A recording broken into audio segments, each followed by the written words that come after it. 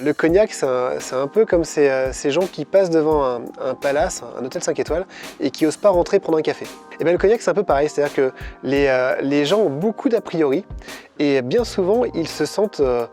ils ont des craintes sur le fait de ne pas se sentir capable d'apprécier, de ne pas savoir le boire, de potentiellement pas être assez bien ou je ne sais quoi, alors que ça reste un spiritueux, hein, c'est d'éthanol, c'est un beau spiritueux, mais voilà, et donc pas de stress, ça va bien se passer, tout le monde a une langue avec des papilles dessus, et si c'est bon, ça veut dire que c'est bon, et si c'est pas bon, ça veut dire que c'est pas bon.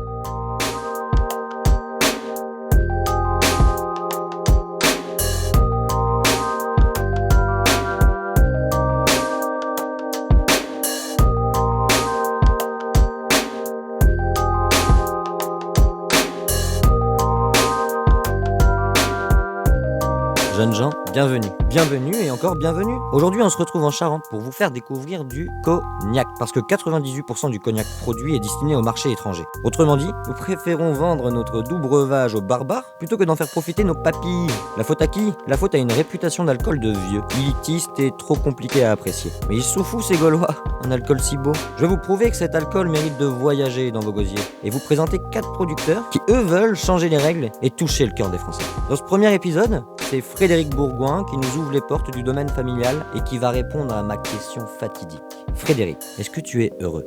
Et moi je suis très heureux, je n'ai jamais été aussi heureux, tout baigne, je fais exactement ce que je veux et puis j'ai l'impression d'être exactement à ma place. Bon, maintenant, essayons de comprendre ce qu'il y a dans une bouteille de cognac. C'est l'heure du rappel historico-géographique. Le cognac est fabriqué à partir de vin blanc, produit dans la région du Cognac. La région est divisée en 6 parties. La Grande Champagne, la Petite Champagne, les Borderies, les fins bois où se trouvent les vignes de Frédéric, les bons bois et les bois ordinaires. Historiquement, on distillait le vin une fois, c'est-à-dire qu'on mettait le vin blanc dans un alambic charentais, un alambic en cuivre, on montait la chaleur à 80 degrés Celsius, de sorte à ce que la vapeur de l'alcool monte dans le chapiteau, puis dans le col de cygne, pour après refroidir dans le serpentin et faire un liquide à 30 degrés d'alcool. C'est ce qu'on appelait un brouillis, et l'Europe était fan de cet alcool charentais. Et au XVIIIe siècle, c'est l'heure des grandes expéditions navales, avec Bougainville et surtout les Anglais qui veulent amener notre brouillis charentais dans leur bateau. Le souci, c'est que dans les cales, l'alcool venait à couler sur la poudre à canon. Et là, c'est le drame, la poudre noire était inutilisable. Du coup, les Anglais nous ont poussé à faire une double distillation, c'est-à-dire qu'une fois le vin blanc distillé, on allait distiller le brouillis pour avoir un liquide à 72 degrés d'alcool, pour pouvoir toujours utiliser la poudre à canon en cas de fuite. Et paf,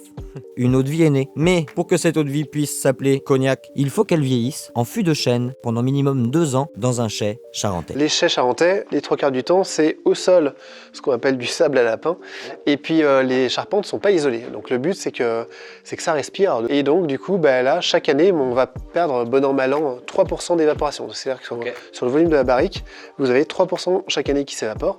C'est-à-dire qu'au bout de 30 ans, j'ai perdu la moitié du volume. Okay. Mais après, c'est toujours pareil, en fait. On a toujours tendance à érotiser l'âge des eaux de vie. Mais en fait, c'est pas parce qu'une barrique est très très très vieille qu'elle va être très bonne. Oui. Et souvent, c'est un peu le paradoxe des chais, c'est-à-dire que les eaux de vie, souvent les plus vieilles qui sont conservées, c'est surtout parce que ce sont des lots qui n'ont pas réussi à être vendus. Les 3/4 du temps, en fait, ce sont des lots qui étaient moins bons que les autres et qui, du coup, vont être conservés de génération en génération parce que, du coup, on ne sait pas trop qu'en faire. Et le paradoxe, c'est que, du coup, quand vous arrivez à les millisimer, c'est les bouteilles que vous vendez le plus cher, quoi. Si je mets quelque chose de mauvais dans une barrique, je peux attendre 100 ans, ça sera toujours mauvais. Alors, ça aura changé, il se passera des choses, mais non. Clairement, pour faire du bon, il faut du bon. C'est pour ça que moi, quand je fais mes sélections de millésimes pour les mises en bouteille, du coup, je fais vraiment plus attention à la qualité de ce qui se passe dans l'eau de vie qu'à l'âge. L'idée, moi, quand je vais dans le chai, c'est de goûter les barriques, d'isoler celles qui sont les meilleures. Et donc là, pourquoi elles sont meilleures? Mystère et boule de gomme, parce que du coup, quand vous avez le même millésime, la même provenance, le même homme qui a travaillé à la vigne, en théorie, tout est censé être pareil. Bien sûr. L'apport de la tonnellerie et donc de la barrique est hyper important. Il faut croire que son cognac est bon, puisqu'on peut retrouver quelques-unes de ses plus belles quilles dans plusieurs étoilés de la capitale. Sa devise, l'assise mort. Et pour moi, c'est comme ça qu'il faut l'envisager, le cognac, d'une façon beaucoup plus simple, d'où l'approche de l'étiquette. Quand j'ai dessiné mon étiquette, j'ai fait quelque chose de très très minimal, basique. C'est minimal. Ouais, voilà, c'est-à-dire que d'un côté, j'engage mon nom, je m'appelle Bourgoin. De l'autre côté, je fais quoi? Je fais du cognac, donc Bourgoin Cognac. Et comme je suis un garçon carré, noir sur blanc, blanc sur noir, et puis point barre. Ah, qu'est-ce que j'aime parler avec des personnes passionnées. Mais la vie à Tarsac n'a pas toujours été un long fleuve tranquille. Et dans les années 90, le cognac a connu une grande crise. Et c'est ce qui poussera d'ailleurs notre Freddo national à diversifier ses produits. Et effectivement, du coup, le premier marché du cognac au monde à l'époque était le Japon. Et quand ce marché s'est effondré, les viticulteurs se sont retrouvés un peu dépourvus puisque du coup, la machine d'achat du négoce s'est un peu enrayée. Et donc du coup, on s'est retrouvé sans débouché. Et sauf qu'effectivement, quand vous êtes producteur et que vous avez que un débouché, le jour où le robinet se ferme, tout le monde s'enrhume. Et donc, d'où ma volonté, donc voilà, effectivement, depuis quelques années, de chercher à diversifier en tout cas les débouchés de l'outil de production. Et effectivement, donc faisant un peu de cocktail pour le plaisir, du coup je m'étais dit c'est quand même dingue de se ramener des citrons et de devoir presser du citron dans les soirées. Je passais ma vie à presser du citron et je me suis dit un été, donc ça c'était en 2016, on va pas s'embêter. J'avais demandé à mon pote Louis-Philippe de ramener sa centrifugeuse. Je lui ai dit on va aller à la vigne, c'est pas mûr, il devait être mi-août.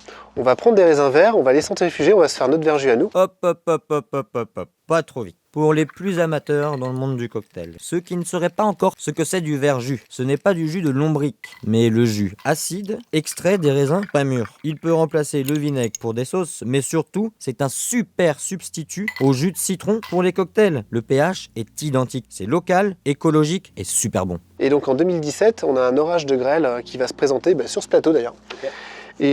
Et du coup, ces vignes qui étaient là, qui étaient un peu plus jeunes, il y a à peu près 1 hectare, du coup vont être totalement grêlées, abîmées, donc à la mi-août.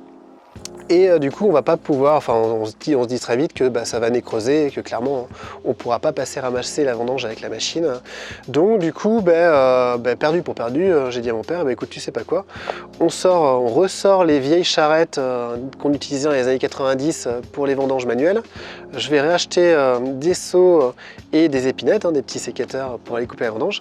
Et on va inviter des copains pour venir vendanger ces raisins pas mûrs et en faire du verjus. Donc je suis parti là-dessus et puis effectivement les barman ont répondu présent puisqu'il y en a certains qui se lassaient de presser du citron. Et puis c'est vrai qu'il y a des bornes, parce que c'est vrai on regarde pas trop, mais les appros de citron pour la France, certes il y en a un petit peu qui vient du nord du Maghreb et d'Italie ou d'Espagne, mais la grosse majorité vient quand même du Mexique.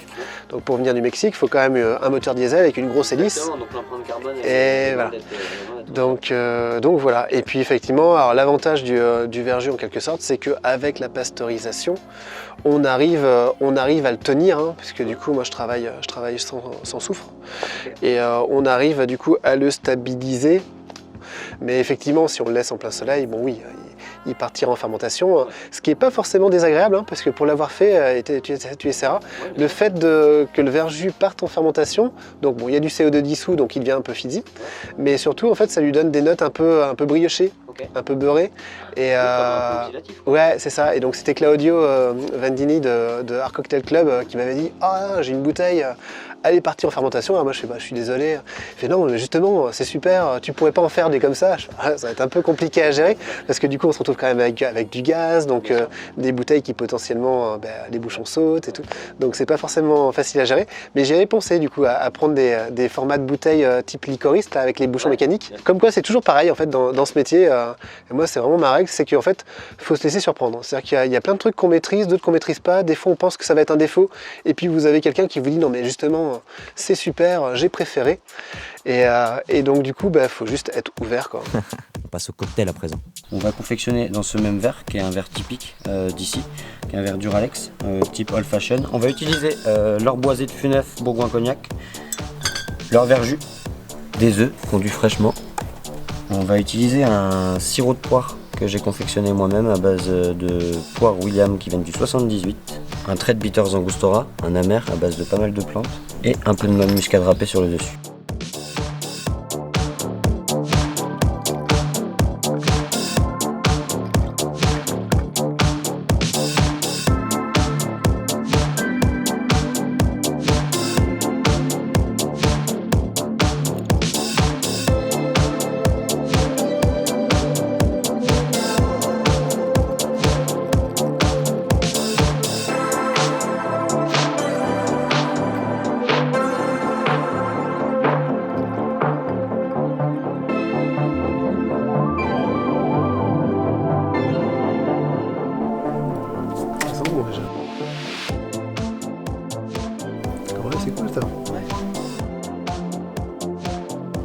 c'est bien qu'on l'ait fait sur une barrique.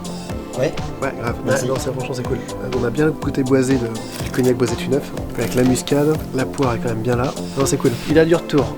Ouais, ça s'appelle la gourmandise. Bah vas-y, je t'en prie, je vais en refaire un autre. Eh bien, voilà, c'est fini pour de vrai. C'était notre premier épisode dans le Cognacet et c'était avec grand plaisir de pouvoir vous le partager. Nous espérons de tout cœur que cela vous ait touché. Merci mes petits loupiaux, à bientôt. Abonne-toi.